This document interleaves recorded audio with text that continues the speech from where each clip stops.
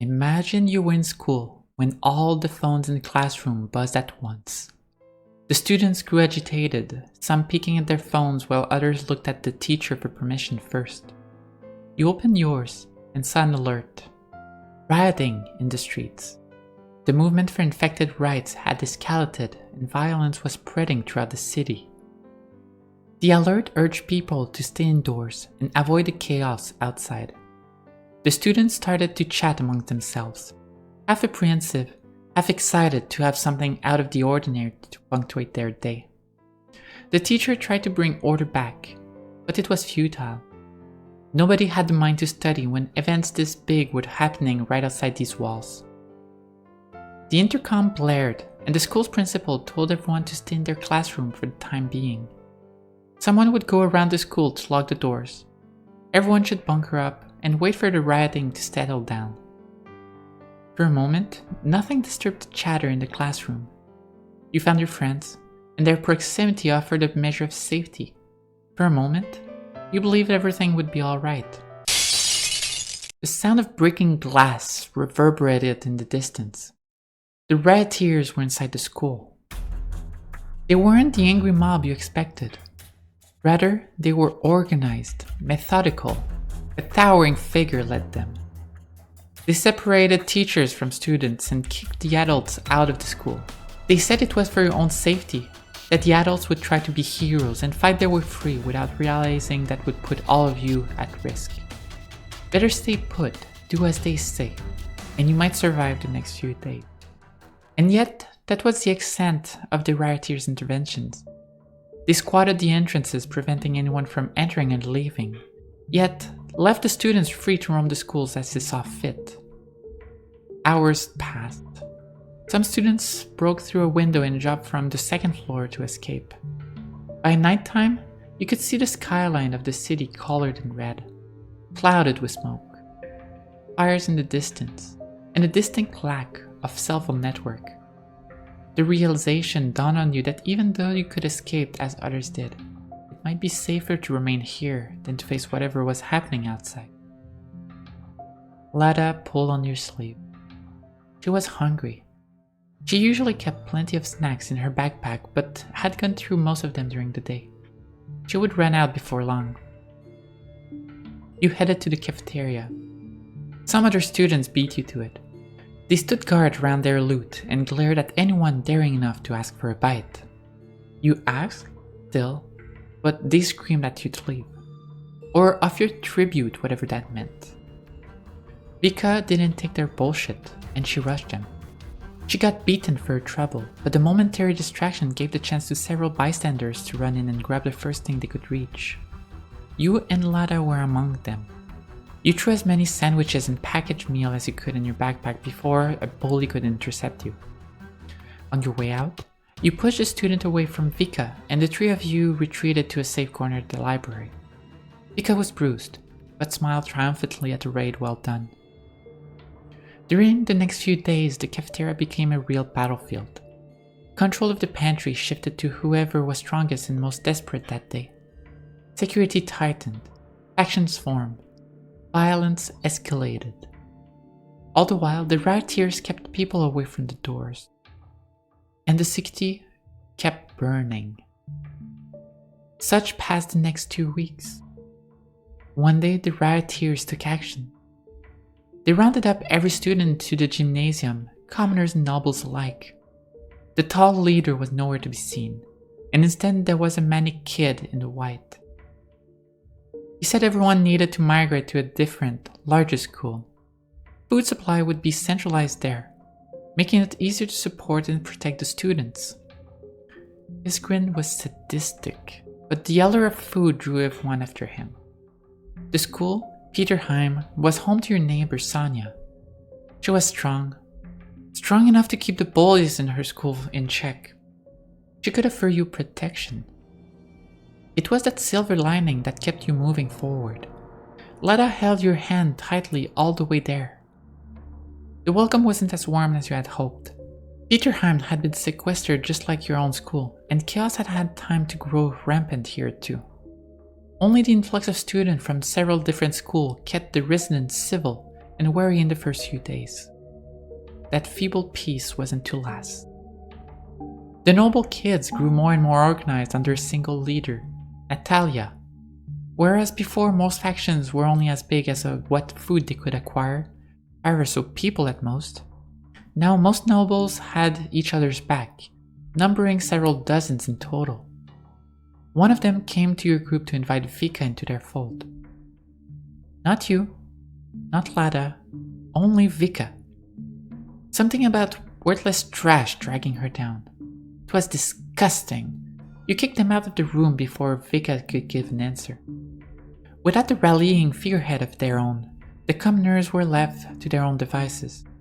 You tried talking with Sonia and get her to protect the weak. She reluctantly agreed. But not everyone was content with the decision. Minor nobles who had been excluded from Natalia's coalitions, or some of the stronger commoners, each of them were vying for the title of leader. It would secure them food, along with the feeling of control over the helplessness that everyone felt every day. The infighting heated up, threatening people's lives. So Sonia stepped in, and she killed them all. Everyone who disagreed, everyone whose claim for leadership was only in their own interest and not in the protection of the weak. She killed them. And for 3 days, things were quiet. The status quo might have lasted longer if one of the 2 pantries in the schools hadn't caught fire.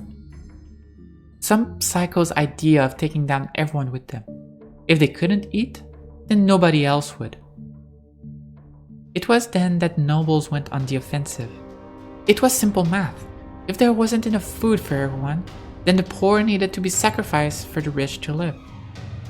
The nobles grabbed control of the last pantry. They pillaged and killed to reduce the number of mouths to feed. Vika tried to negotiate with you. She argued the 3 of you should join Natalia and the nobles. Join the winning side. Increase your chances of surviving for just another day. Sonia couldn't be everywhere at once. She couldn't protect everyone. You refused. Sonia hated the novelty, and in some small part of your mind you knew that after the last 3 weeks you did too. Vika stayed, but she started to blame you for your current situation. It was the best you could do to keep the people you cared about together and safe. You did your best. One night, the warehouse the nobles had taken over exploded. It roused you from your sleep and painted the ceiling red as the light from the fire shone through the windows. You didn't know then, but in the investigation you did in the days after, you learned more of what had happened.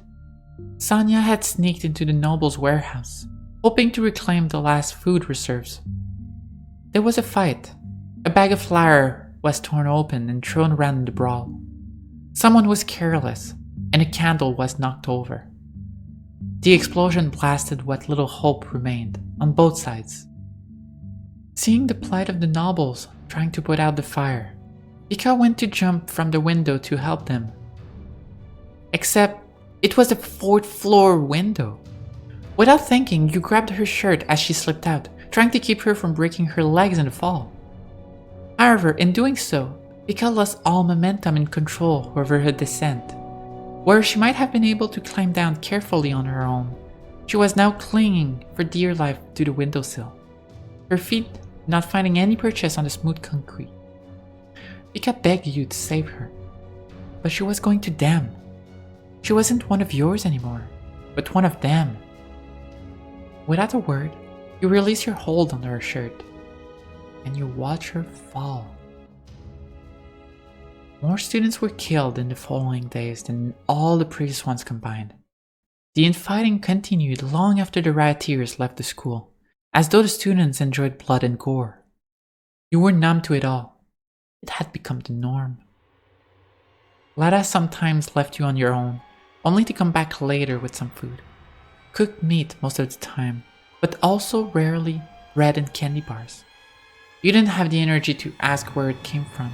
You only ever asked Lada why she never ate what you brought back. She replied with a smile, saying that she had her fill already, and that this was all for you. It was odd to see her not being hungry anymore. Eventually, you were rescued by a squad of vanguards. While you were stuck in your little schoolyard squabbles, the entire city had gone through a catastrophe. Originum littered the streets. Buildings had been toppled by shards and rampant energy, and fires were unending. The rescue squad, Rhodes Island, offered to transport civilians to the next city over. There was nothing left for you here, so you accepted, along with Lada and Sanya. You took Rhodes Island's military training too, while you were at it. Never again will you feel so helpless. It had been a year since you joined, and you were all carrying your own burdens from that hell. Lada kept unending optimisms in front of your peers, but you heard rumors that she bit her combat instructor on the day that she had skipped breakfast and lunch. In the confidence of your room, Lada later admitted her instructor had looked soft and yummy. Sanya was showing signs of dissociation. Nightmares, memory loss, confusions, and mood swings. She was having it hard. And you still kept Vika's teddy bear around. Despite everything, you betrayed her. You're not ready to forget. That would just be another betrayal added on top of all of the others. The best you could do now was to organize sleepovers for the three of you. When you did, Sanya's nightmares went away, and Lada was no longer afraid of the dark, if only for one night. And Natalia? She might have it the worst out of all of you. You heard her through the door talk to Sanya one day. She longs to die. Ever since Sanya blew up the warehouse, Natalia regretted Sanya hadn't killed her there and then. At that time, Natalia was still a rallying icon, deluded into thinking she was doing the right thing for her people. Had she died then, she would have died a martyr. Now though, a year later she knows the truth of it. She had been too weak to control the nobles she had rallied. She had claimed leadership without the strength to back it up. And when her people turned on the commoners, she had allowed it. Because it was easy. Because it felt better to distance herself from the pain. Because she was afraid to confront her own people and lose what semblance of stability she had secured for herself. Everyone has their scars. Everyone does their best to heal, to forget. Some days, the past seems more distant. It's easier to smile, easier to play the song of your people and share in the good memories. But the hurt always comes back. Hell sticks to your skin long after you've left it behind. Maybe if you all keep walking forward together, one day you'll be free of your mistakes. One can only hope.